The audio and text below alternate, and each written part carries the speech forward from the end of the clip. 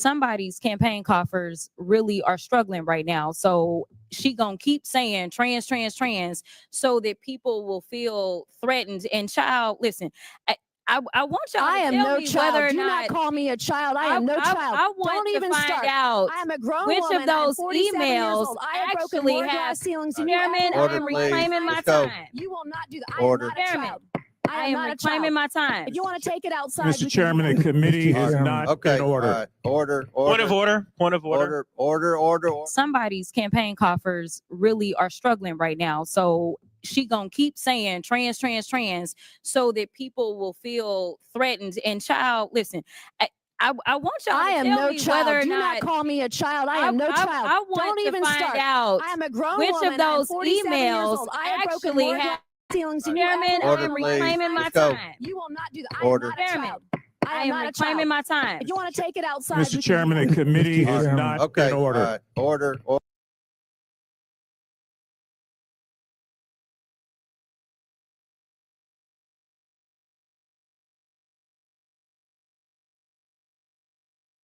Out of control. Welcome to Let It Be Known. This is what's going to be going on forever now. The let's go outside type attitude in Congress. Folks who are supposed to be distinguished, that distinguished gentleman movie. And that's what they used to call each other, right? The distinguished, and they still do. Like when the distinguished gentleman from Ohio, the distinguished gentlewomen from New Mexico, whatever. Please. And that picture right there. So for those who may not be able to read that post, Jasmine Crockett, first of all, the song she's playing on the Nuck If You Buck, she says, this is the same Karen who threatened violence against me today. Ma'am, did you forget you claimed that a child about broke your arm during a handshake? Child, please, the last place you wanted to catch me was outside. Man, these are lawmakers. These are people who have the ability and the power to make laws that affect your lives. But they be testing Jasmine Crockett, don't they? They test her, and come on. Nancy Mace wanted no part of her. Talk about cash me outside. How about that? Give me a break. This morning, the damn Special Counsel Report that was released pretty much confirms what most Americans, including allies of President-elect Donald Trump, who don't have the guts to say already, they already know that the country will now have a president/dictator who has broken so many laws that the ordinary citizen would probably spend much of his life in prison for. That's what the Special Counsel Report says, that was finally released yesterday. And also this morning, what's your thoughts on Rashida Jones? Remember this we made a big deal when she was hired as president, the first Black president of MSNBC News. Well, she announced that she is stepping down after 4 years of steering the cable news network, pointing to the inauguration of Donald Trump. These news outlets are just bending the knee to the new president. There's also a 9-hour documentary, and I want your thoughts on this as well. We keep hearing so much about this, supposedly exploring the true nature of Prince. But the catch is, you may never get to see it. And a new study reveals that Americans over the age of 55 have a 42% chance of developing dementia. And that figure becomes even worse when you factor in, of course, who else? African Americans. Well, first, I want to give a shout out to the Facing History School. Every morning, folks, this show, I appreciate people like Mike V and Oren G who tell people to like the show and share the show or whatever. But it's a whole classroom that's been watching the show for at least a couple of years now. And we have not shouted them out. It's the first shout out I'm going to give them because they deserve it. It's a whole class. They get together in the morning before their first lesson. They sit, it's about 30 of them in the classroom. And I understand that sometimes like the principal, others might come into the classroom. But Facing History School in New York, it's a math class that where they are taught math through inquiry-based learning, supporting students to build strong critical thinking skills. None other than Miss Jones is teaching there. So we want to shout her out. Um, and that class for hanging in there every weekday morning with Let It Be Known. We appreciate them very much. And we know that based on at least the school and the teacher, especially the teacher, they are going to be set up so nicely for their future. And we wish you guys all the best. And Let It Be Known shouts you out this morning.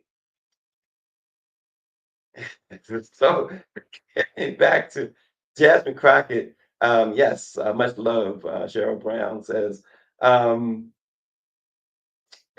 she really went in. What gets under their skin is part of what gets under their skin is her calling Elon Musk the real president, and it gets under Donald Trump's skin for sure. He is growing increasingly angry at the memes that continue to pop up on Elon Musk's X, or formerly known as Twitter, of course. And he's cursed it. Another one popped up yesterday. He's in diapers and throwing a tantrum about something, and Musk is kind of chastising him in this meme. And he says, "You have to stop this." And he uses the S word. And he's really going off the chain with this. And he keeps saying, Elon Musk is not the president. Donald, you'll get a chance to show them right on January 20th that you are indeed the 47th president of the United States of America. But he is really, really upset.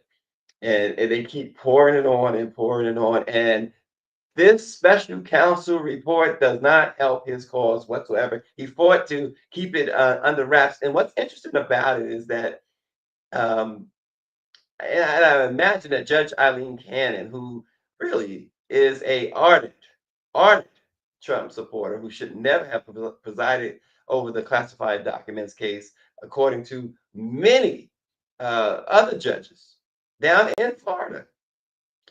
She finally agreed to allow for the first volume of the special counsel's report to be released.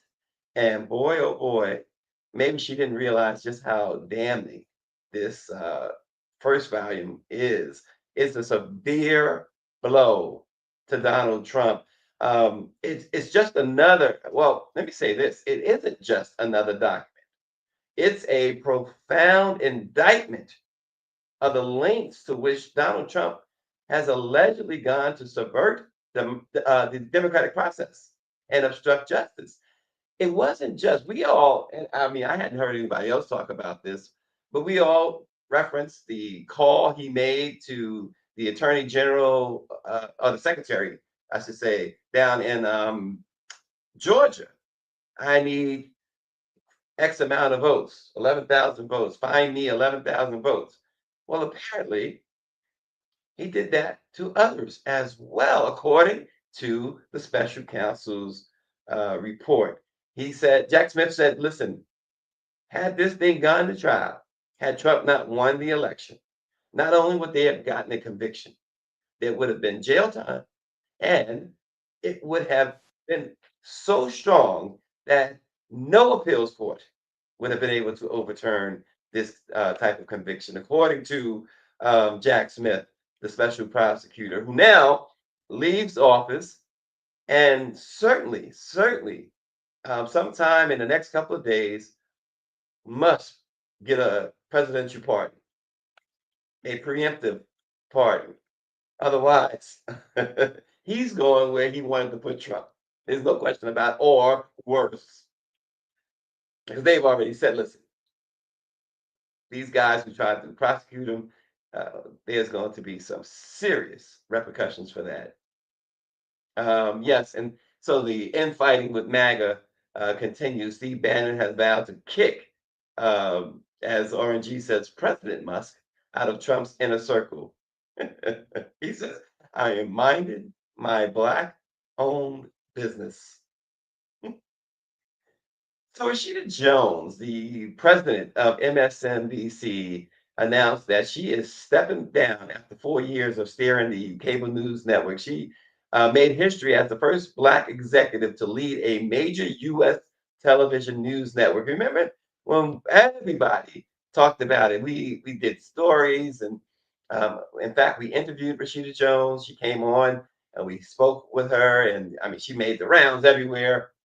And she says yesterday that she came to this decision over the holidays while reflecting on, quote, our remarkable journey and the many successes we've achieved together as a team. This has been the most rewarding chapter of my professional career, and I am immensely proud of what we accomplished, which has been made possible only by you, she said in a statement. Now, a lot of people are saying that Rashida Jones um, is basically being forced out because of Donald Trump. What do you think? There's so much shakeup going on with news organizations, and again, we saw ABC News give Trump $15 million. We've seen the switch by CNN.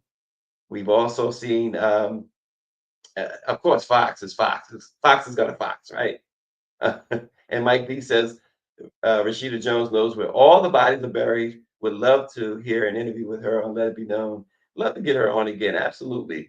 But the question becomes, we know that Donald Trump has vowed to go after mainstream media, and apparently he is doing so. And as far as MSNBC is concerned, I don't know how many got to catch the interaction between Joe Scarborough and Michael Steele, the former Republican chair who, um, since Trump in 2016 ran, Steele has been very adamantly opposed to Donald Trump. Yeah, and you got to wonder, as Greer puts in the chat, is our girl Joy, is she next to go at MSNBC? How safe is Simone? I mean, we hope that they're able to remain there. Certainly, the information, not just because they're Black women, but the information they bring is invaluable. We're just not finding those type of voices anywhere else in mainstream media. So we'll see what is the landing spot for these folks, and Rashida Jones in particular. And yeah, they understand, as she says, they understand that a move has to be made. Austin says that Joy is packing up. It's the media landscape. The mainstream media will now, it's going to be, if not fully, but certainly tantamount to state-run media going forward. That's the way things are starting to um, play out here. It's going to be state-run media. Anything that CNN or the New York Times or any of them start to publish, I wouldn't be surprised if they're going to have to run it through the federal government if it's about the federal government. And so Mike Lee says Joy does have a YouTube channel now called Read In, Read Out. And you know, we share a lot of the readout segments that she does, those quick hits. But she understands. She understands what's going on, and so do we. We get it. We get it. Don't be misled. We get it. And so we gotta watch this. We gotta watch it very, very carefully as the demise of media and real critical journalism continues in a very, very bad way. Washington Post staffers have began to quit because of Jeff Bezos' his loyalty now, his newfound loyalty to Donald Trump. And so we're starting to see that. LA Times, same situation there. So mainstream media is really, really failing. And once again, it is the time for Black-owned entities to try and strengthen themselves any way they can, because folks are not going to be able to turn anywhere unless you counting on these blogs, which you can never count on, or these and every celebrity or NBA player or NFL player have their own podcasts, and people look to them for news. One of the most popular, Shannon Sharp, Club Shay Shay, of course. I saw Ocho Cinco just signed a new deal. So this is where folks are turning, and we see at the same time Facebook has cut their fact checking. There is absolutely no fact checking on X. And so we're seeing now that whatever people decide is news, it will be consumed as news. And that we've been seeing that anyway, right? All of the misinformation, the disinformation, the flat out lies. I heard somebody repeat just the other day that lie. We were talking about the firefighters from Canada. There was this whole thing. And I got a text actually from Dr. Chavis on this. He texted me and said, "Hey, this seems like it would be a pretty good thing to look into. Firefighters, these dancing firefighters from Canada coming in to help with the LA fires." Well, we were sitting somewhere just the other day, and someone repeated that, and a lot of people repeated it. Well, it was not true. It was something that happened 4 years ago. They were actually they were coming from South Africa 4 years ago, going to a training program, a group of South African firefighters in Canada. But it was spun as it was just happening. That it was coming from South Africa to Los Angeles. And folks are reporting this as if it's fact. And folks are talking about it. It was these business people talking about it in the restaurant the other day. So you got to be really, really careful. Yeah. And as Greer's mentioned too, speaking of the fires, and we talked a bit about how they are under siege.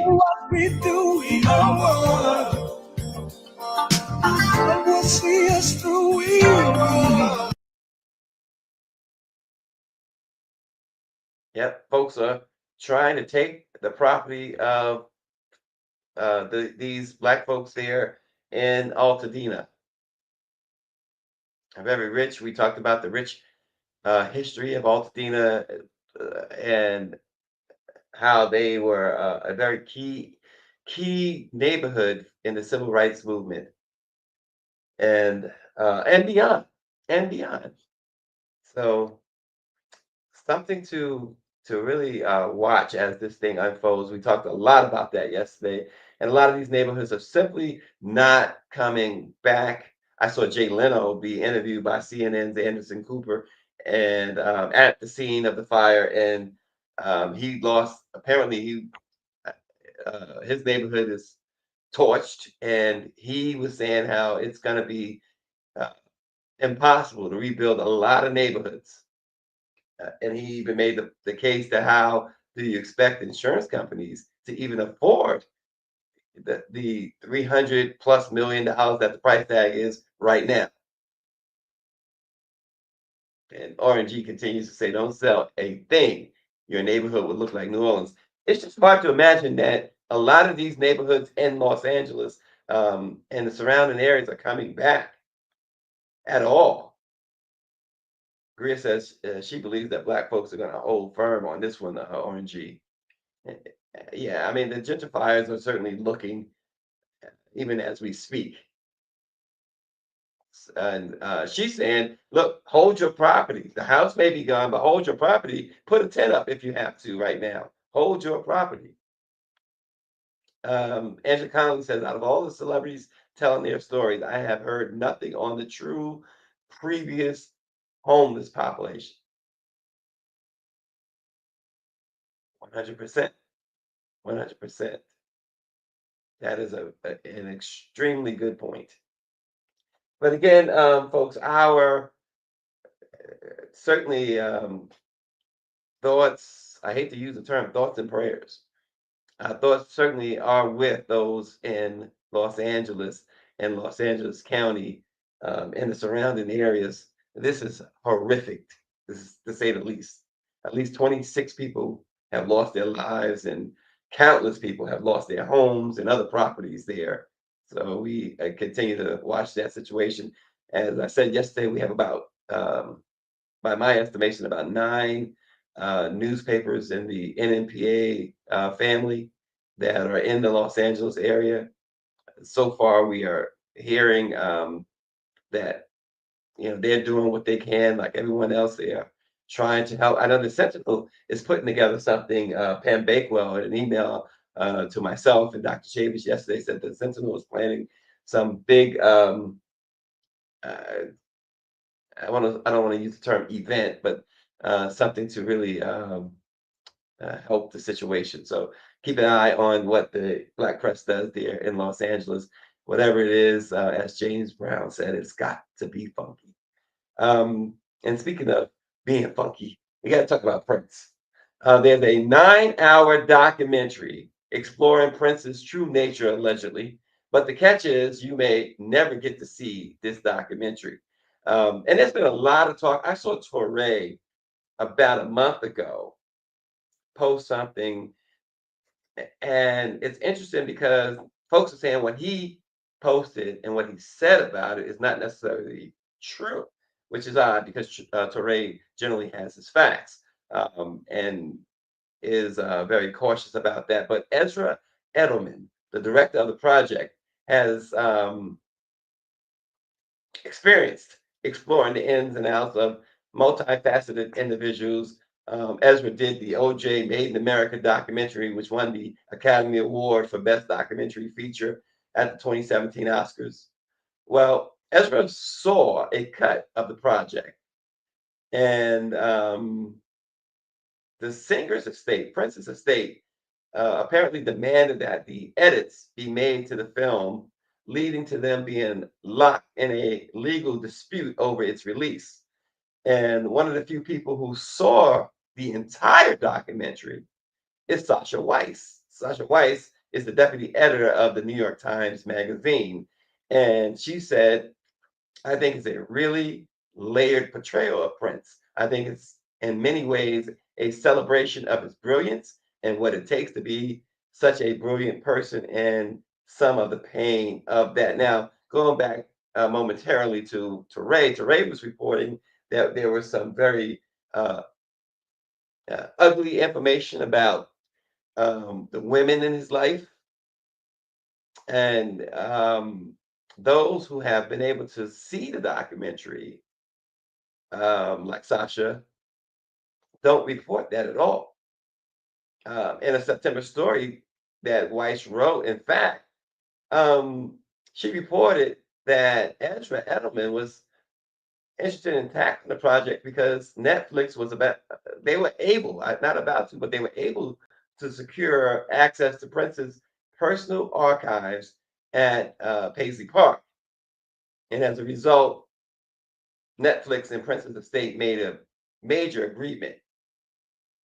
They interviewed 70 people for the project, including family and friends, bodyguards, executive managers, women he dated. It's unclear if they interviewed any of the 2 women that Prince actually married. But even though they were asked to create a 6-hour documentary, they made it 9 hours. And that seems to be the big issue with Prince's estate. And the reason being they wanted to expand because it's so much to tell and talk about. But the estate said, no, we want this thing we want to make sure that this is done in a way in which people can really enjoy it, that is factually correct, and it does not mischaracterize or sensationalize Prince's life. Now, what's your thoughts? Are we interested in a 9-hour documentary on Prince? Are we interested in a 6-hour documentary on Prince? And I would imagine that either one is going to be shown over multiple nights, whether it's 9 hours or 6 hours. But I mean, how can we do this? How can we make this happen, right? Prince certainly left a lasting impact on the world. And RNG is he's still on the OJ is innocent bandwagon. He says the knife did it, not OJ. How do you guys think in general? I mean, we just saw a great documentary, Never Too Much, on Luther Vandross. What do you think of these celebrity documentaries as a whole? I know we watched one. It wasn't necessarily a documentary as much as it was a film about what's the actor that we watched? Cary Grant, and it was fantastic.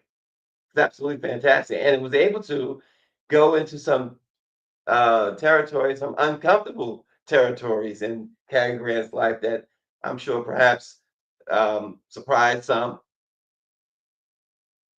Um, Dr. Nicole says, if nothing else, maybe someday we'll get a Prince biopic, which of course would be nowhere near as informative. And that's the thing, right? So yes, so there's your difference between perhaps what a documentary would bring as opposed to a biopic of the topic. Sounds like Clyde Frazier over here. But yeah, I agree.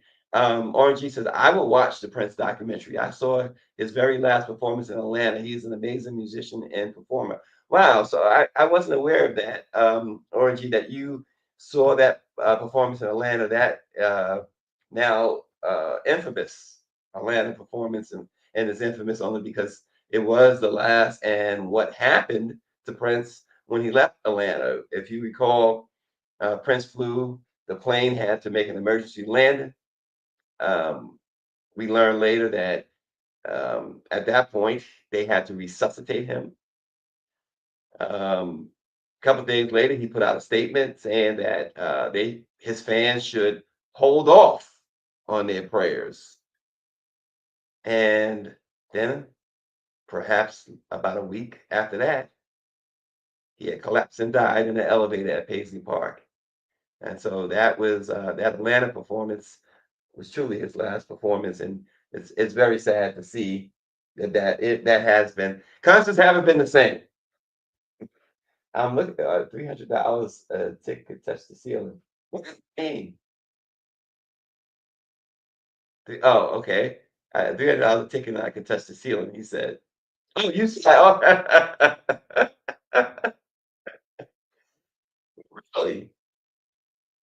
Well, that's interesting. You know, and so artists who can control that. See, Prince used to make sure that he's one of those artists, and there's a few. I was told David Bowie was like that, and um, Earth, Wind, and Fire, that they made sure that their audience wasn't priced out of their concerts. And to say that $300 and you sat in the nosebleeds like that, did you buy it from the box office or did you use some other means, RNG? And I'm surprised, Greer, that RNG went under his mattress for $300. Wow, he went under that mattress. Did you? And that's probably why he raised the interest rate on the student loan debt for his son.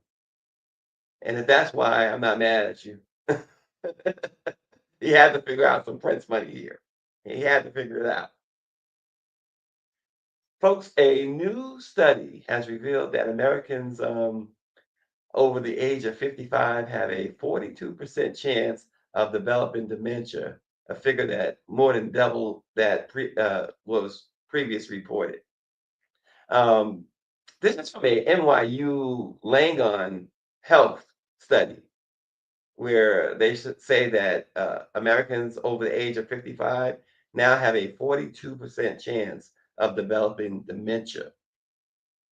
And the researchers say that this demands immediate, forceful action from health policymakers and the medical community, especially in addressing the crisis unfolding in African American populations. Because that demographic, folks, is predisposed to dementia, alarmingly so, according to this report, not merely due to genetics or age, but as a direct consequence of course, what else? Enduring racial inequities that saturate every aspect of their health care.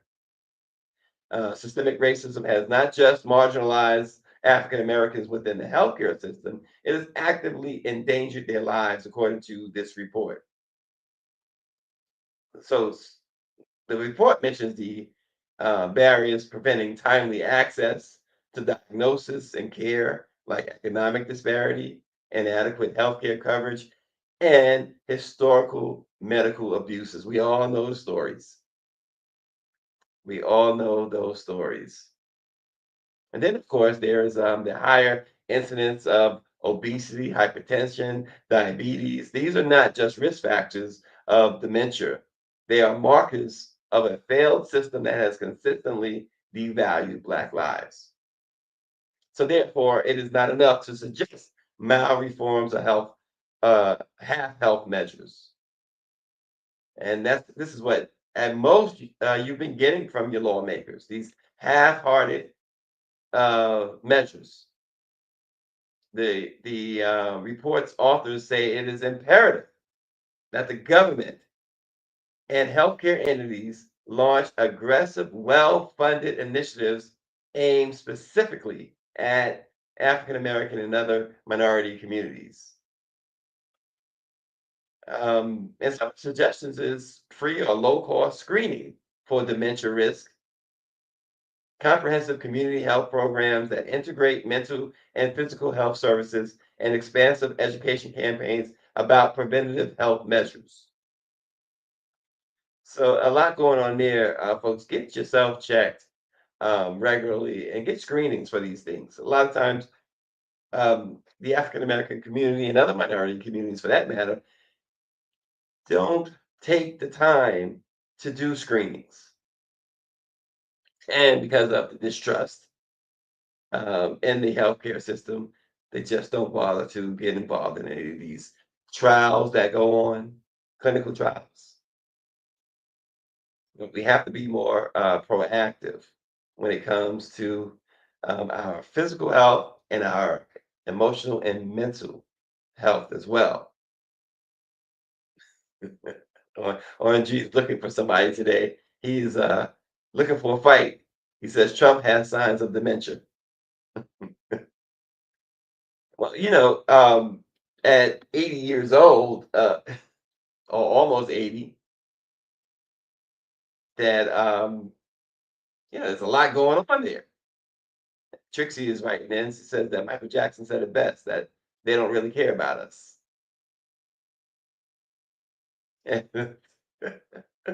Mike B says, I wonder how much dementia impacted voters in this election cycle.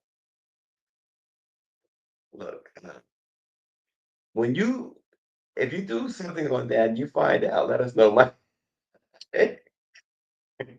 You have to let us know, because that would be a great story. Suppose you found that even 10% of the about 140 million people voted, 145 million people voted or so. You found that even 5% of those folks had dementia or some form of dementia. Be really, really interested. And it could be the case. Look what Greer's writing. Greer says that it's funny we haven't heard much from MAGA voters in mainstream news. They went invisible again.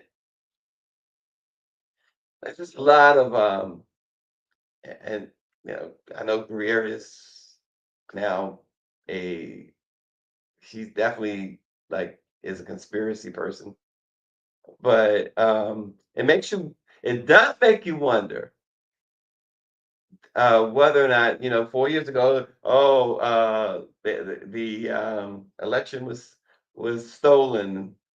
These votes wasn't right. It makes you wonder. Maybe it was that way this time too, but it went the other way. It makes you wonder. She says she's a card-carrying conspiracy theorist. But you're right. You don't hear from these folks. And where they flooded mainstream media throughout the campaign and up until election day, and everyone is gone. There's no sign of them. It's like the Twilight Zone. they were all wished into the cornfield for 4 years. Austin says dementia economics. They going in on Trump voters. I see dementia. He says every time I go to the whatever you left the word out, and they are all Trump voters. So they're seeing they're not. Are they all dementia? They said that you don't have to be a racist to support Trump, but you have to be racist to vote for Trump or something. And I was trying to understand that. Oh, he says every time he goes to the VA. Every time he goes to the VA, okay, I see. He sees, yeah, well, and it's interesting too, RG. Now, you're an retired military guy. It's going to be interesting to see the military and how they respond, not just to Trump, but to who he installs at the Pentagon. It is real, and we know the hearings yesterday, crazy show of it that went on in Congress yesterday. The hearings, it's going to be really interesting. There's been talk that a lot of military personnel are up in arms over the prospect that Trump would use the military on American citizens, as he has vowed he would. And military personnel are certainly not embracing that idea of going into an American city and being deployed that way. Danielle Pierre's got jokes too. Only 80 years of age, LOL. But it's gonna be interesting, ONG, and to hear from you and others who have served in the military. It's you a 5-star general, a 5-star decorated general was leading the Pentagon until now. And this is where yesterday we talked a little bit about, well, I said, it's interesting that when you have you have two parties or three parties if you count independents or whatever, and shouldn't it be that everybody, regardless of what party, that you have the best interest of the people in mind? Isn't it supposed to be that way? But obviously it's not. A bunch of Du Bois for President Elon Musk. He says Pete Hegseth is one Klan meeting away from being the Grand Dragon. Wow. Wow. And that's exactly the one reason why his confirmation hearing just blew up yesterday, right? It was a clown show. And he just did not answer any real questions. And the Republicans made sure to shield him from really, really tough questions, which is sad because whether you're a Republican or a Democrat, you would think once again that you want the best, that you want somebody who is capable. And when you hear folks talk about the nomination, meet the man. Mr. Hegg said, I do not believe that you are qualified to meet the overwhelming demands of this job. Department of Defense under Donald Trump will achieve peace through strength. And in pursuing these America First national security goals will remain patriotically apolitical and stridently constitutional. You said in your statement, you don't want politics in the DOD. Everything you've said in these public statements is politics. I don't want women. I don't want moms. What's wrong with a mom, by the way? Once you have babies, you therefore are no longer able to be lethal. I've never disparaged women serving in the military. I respect every single female service member that has put on the uniform, past and present. My critiques, Senator, recently and in the past, and from personal experience, have been instances where I've seen standards lowered. Would you use our military to take over Greenland or an ally of Denmark? Senator, one of the things that President Trump is so good at is never strategically tipping his hand. And so I would never in this public forum give one way or another direct what orders the president would give me in any context. That sounds to me that you would contemplate carrying out such an order to basically invade Greenland. Many of your work colleagues have said that you show up for work under the influence of alcohol or drunk. I know you've denied that, but you would agree with me, right, that if that was the case, that would be disqualifying for somebody to be Secretary of Defense. Senator, those are all anonymous false claims, and the totality They're not anonymous. The letters We've on the seen- record here. They're not anonymous. On the record, We've seen records with names attached to them. Senator Kaine, or I guess I better use the senator from Virginia, starts bringing up the fact that what if you showed up drunk to your job? How many senators have showed up drunk to vote at night? Have any of you guys asked them to step down and resign from their job? And don't tell me you haven't seen it, because I know you have. I don't want a long answer. Yes or no. Have you led an audit of any organization of which you were in charge? Senator, in both of the organizations I ran, we were always completely fiscally responsible. Yes or no, did you lead an audit? And the way yes my or leadership no, has did you lead an audit? stated Yes or has no? been completely What are you afraid of? You mischaracterized. can't answer this question. Yes or no, did you lead an audit? Do you not know this answer? Senator, every Yes or part no? of my leadership Yes of these or no? organizations, Yes I'm not a perfect person, but redemption is real. And God forged me in ways that I know I'm prepared for. And I'm honored by the people standing and sitting behind me, and look forward to leading this Pentagon on behalf of the warfighters. Thank Oh boy. What's that girl that you do? Molly girl type thing? You in trouble? Is that Senator Kaine, at least he reminds me. I wonder if he reminds you guys of Jack Nicholson from the Joker in Batman. He looks just like the character. Tim Kaine looks just like the Joker from Batman in 1989. He looks just like him. That's funny. Yes, please smash the like button and take it a step further. Hit the share button as well. We saw this guy, Pete Hegseth, and his refusal to answer direct questions or a yes or no question. I agree with that, Mike V. Kaine should have been AG over Merrick Garland. Listen, Mike, you would have been a better AG than Merrick Garland.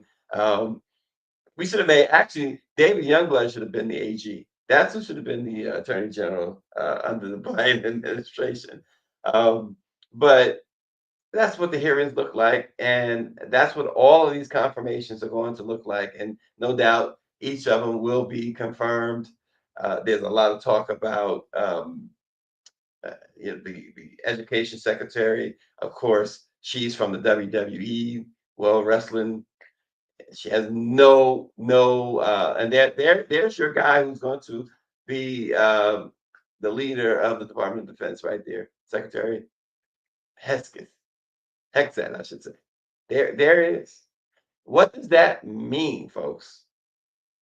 What does that mean? Nazi tattoos.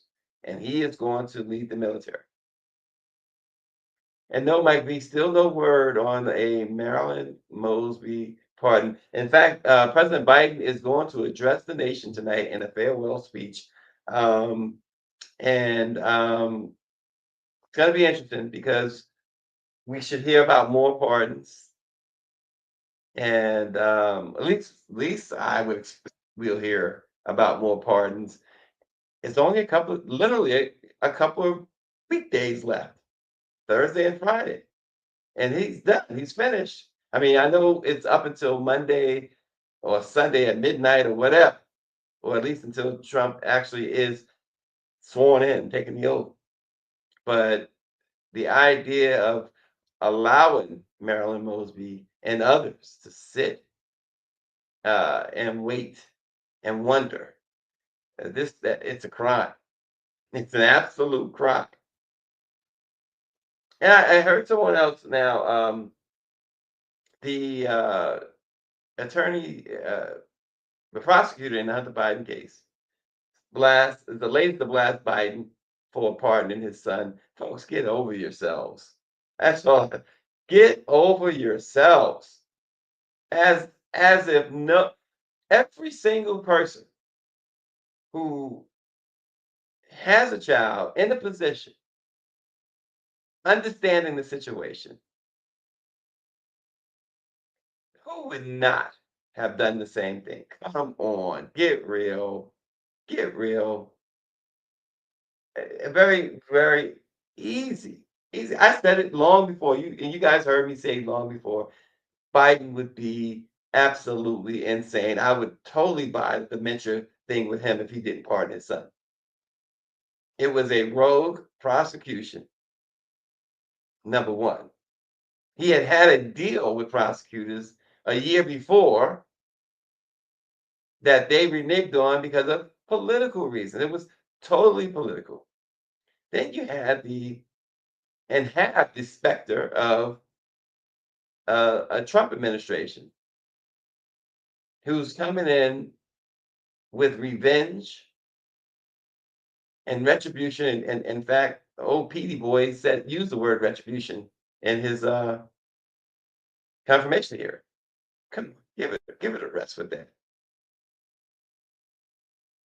GE mentions that, and yeah, this whole Hamas peace deal. Doesn't it strike you of Reagan's Iran deal with the hostages back in 1980? He says if the peace deal happens, in my opinion, Hamas was working with Trump to throw the election for Harris. Well, Netanyahu certainly was working in the interest of Donald Trump. That's for sure. We know that. We absolutely know that. He was very, very obvious about it. But we'll see. We'll see. And hopefully they can work that out regardless, that those people are freed eventually. Ultimately, I should say. It's been too long. I guess one day is too long, let alone over a year. So hopefully that works out. But we will see. We will see. And only a couple of days left in the Biden administration. So we will see what it brings, especially with those pardons. So until then, pardon us until tomorrow morning. We'll see you then. Thanks for watching. Let it be known.